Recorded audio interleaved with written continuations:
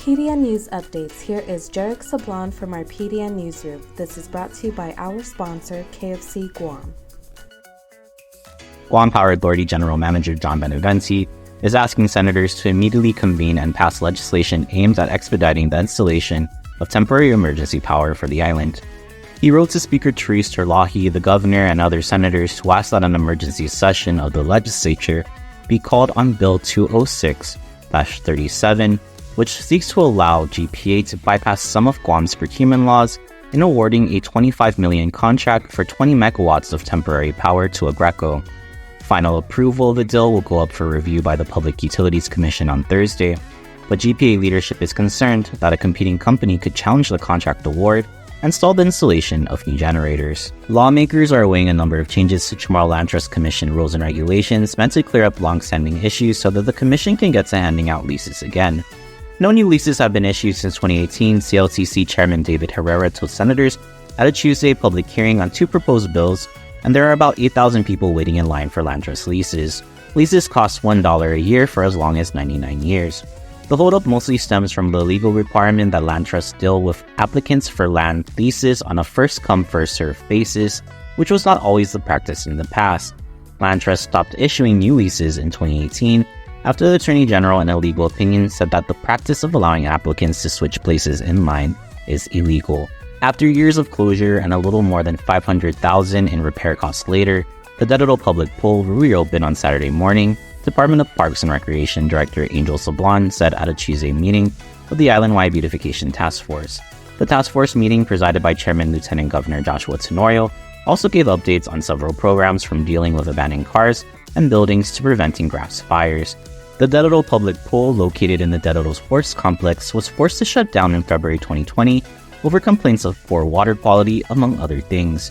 At the time, the Department of Public Health and Social Services found nearly 24 health violations at the public pool, including imminent health hazards. Sablon said the Dedado Pool passed a health inspection on February 16. An audit of the Guam Visitors Bureau's $2 million grant program to aid Typhoon Mawar-hit tourism businesses found inconsistencies and disparities in the review process, as well as weaknesses in the criteria, resulting in funds not necessarily distributed effectively and fairly, according to the Office of Public Accountability. OP on Tuesday released its audit report on GVB's Tourism Assistance Program using the Tourist Attraction Fund from hotel occupancy taxes. GVB was able to give nearly 300 businesses anywhere from $1,000 to $25,000 each, but OPA said that the Bureau did not consistently consider proof of typhoon damages and loss of revenues. Giving $6.2 million worth of undistributed child support funds that the government is holding on to directly to the children the funds are supposed to help in the first place was among options brought up during Tuesday's public hearing on Bill 240-37 at the legislature. The bill, introduced by Speaker Therese Terlahi at the request of the Attorney General, seeks to create a process for escheatment that Gov Guam could claim owed child support funds that have gone unclaimed by parents. Most of the unclaimed child support funds are left sitting in a government bank account because the parent entitled to the money can't be located, according to Attorney General Douglas Moylan. And changes with bank records and accounts have made it so that the AG's office is having issues determining who is entitled to some of the money, he said. The line for the Farm to Family program free produce distribution Tuesday was one of the biggest so far, Guam Department of Agriculture's Michelle Crisostomo said.